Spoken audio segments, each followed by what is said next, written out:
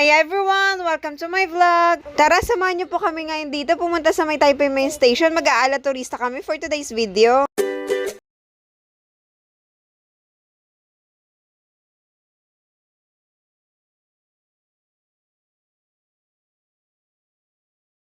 Dapat papunta na kami niyan sa MRT station malapit sa bahay namin. Hindi nga po planado tong lakad na to, biglaan lang. Yung mga biglaan talagang planong natutuloy kadalasan. Yan nga po pala yung MRT malapit sa amin, 5 to 7 minutes lang. A3 station nga po pala dito sa amin. Magpapaload nga po muna ako ng yoyo card ko kasi doon sa may machine ang daming nakapila, kaya dito na lang muna ako sa information magpapaload. Yang pai. 加200块。对好，好，收你。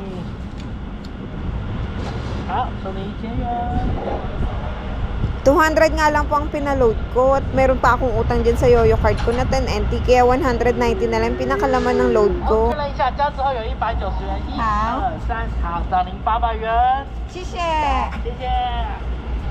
Sa 7-Eleven nga po nabibili ang mga yoyo card. Meron din naman sa Family Mart. Ayan, itatap mo lang at makakapasok ka na. Dito nga po pala ay pwedeng papuntang airport, doon sa dulo pang airport. Tapos dito naman sa kabila, yung pinakaunang hagdan ay pang Taipei Main Station. Kaso may dala kaming bata, kaya dyan kami sa elevator sasakay. Ayan nga, sobrang behave ni baby talaga. Kasi ngayon lang talaga siya nakagala ng malayo at na-amaze talaga siya sa mga nakikita niya. Dyan nga po pala ay makikita nyo din kung anong oras ang dating ng train. Meron po ditong commuter at express. Ang commuter kasi ang daming stops na station, tapos sa express naman kakaunti lang. Kung hindi nga po kayo sigurado kung tama ba yung pinipilahan nyo sa pupuntahan nyo, ayan, pwede nyo po i-check yan. Yan nga pong mga naka-gray out na yan, na ibig sabihin hindi siya madadaanan ng tren na pinipilahan nyo. At dahil papunta kaming Taipei Main Station, ayan, tama yung pinipilahan namin. At dumating na nga po yung commuter na train papunta dun sa may Taipei Main Station. Yung express na train kasi papunta dun sa Taipei Main Station ay 10 minutes pa antayin, kaya dito na lang talaga kami sumakay. Ganto nga po pala yung itsura sa loob ng mga train station. Tahimik lang talaga yung mga tao dito. At ikaw na nga lang po talaga mahihiyang mag-ingay dito. At ayan po yung mga view na makikita mo papunta dun sa may Taipei Main Station. Malalaman mo nga po pala kung anong station na dyan mo makikita dyan sa taas. So ayan, Sanchong na, tapos next Taipei Main Station.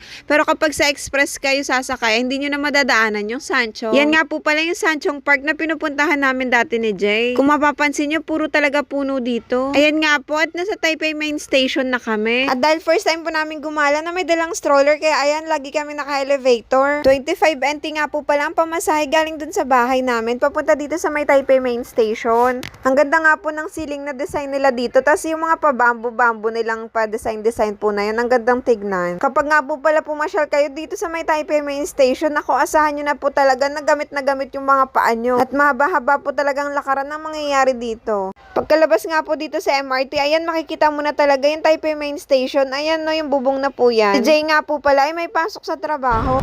Nandito na kami ngayon sa Taipei Main Station. First time namin pumunta ng Taiwan.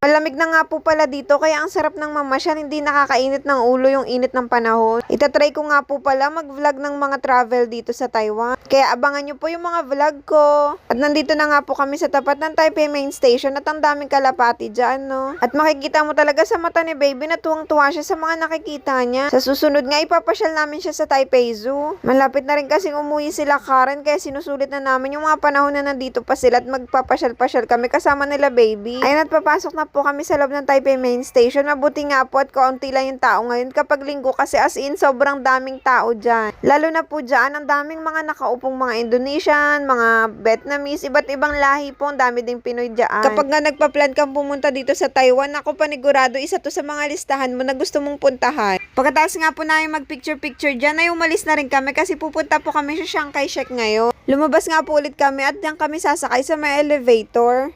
Pupunta nga po pala kami sa baba at doon yung sakayan ng MRT papuntang Chiang Kai-shek. At sa pagbaba namin, doon talaga makakabili ng mga murang gamit dito sa Taiwan.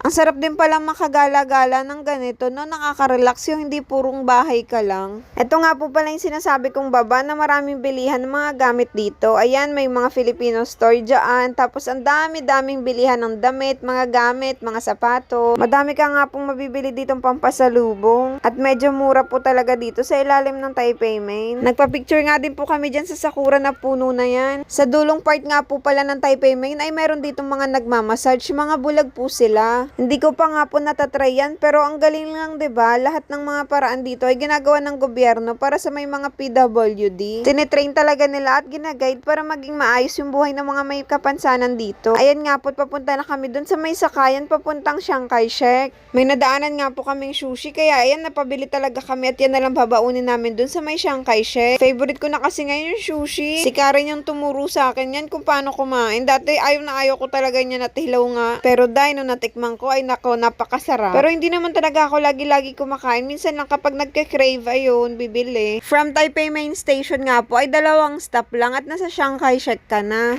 Kadalasan po talaga nakakaligaw dito sa may Taipei Main kasi ang daming pasikot-sikot, pero sundan nyo lang po yung mga araw na yan kung saan nyo gustong pumunta. Mukha nga napapagod na si baby kakaupo, kaya ayan, nagpabuhat na siya at nag-iiyak na. Ayan nga po't nakamas si baby, pero saglit lang tinatanggal niya din, nahirapan siguro siyang huminga. Ayan nga po't nagpapaload na si Karen ng top card niya. Ayan, ilalagay mo lang yung top card mo dyan. Tapos maghuhulog ka lang ng pera doon, tapos pindot-pindutin mo lang. Ayan na, next ka lang. Tapos 99 kasi may utang pang piso nung nakaraan. Kapag bumili nga po kayo sa 7-Eleven, ay pwede nyo din pambayad yung laman ng yoyo card nyo. Kapag ganyang simpleng card lang katulad sa akin ay 100 lang. Kapag may keychain naman ay 150. Ba tayo Chiang Kai-shek eh? Ayan nga po, at hindi ako sigurado kung saan ba kaming side sasakay. Kaya ayan, chinek ko muna yung mapa nila. At dahil sa side na to ay naka-gray out yung Chiang Kai-shek, so hindi kami dyan dapat sumakay. Doon kami sa kabila. Dito sa kabila. Ay, doon na sa dahil. Ayan nga, dahil dumating na yung train dyan sa kabila. Ayan, tumakbo na talaga kami.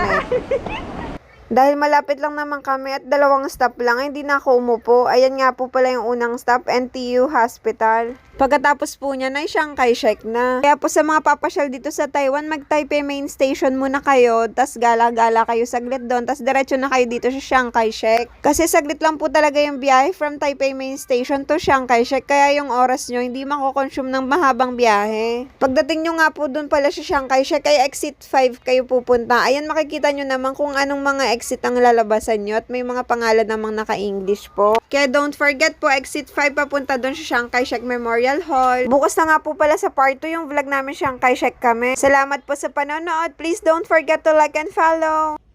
Bye-bye. Bye.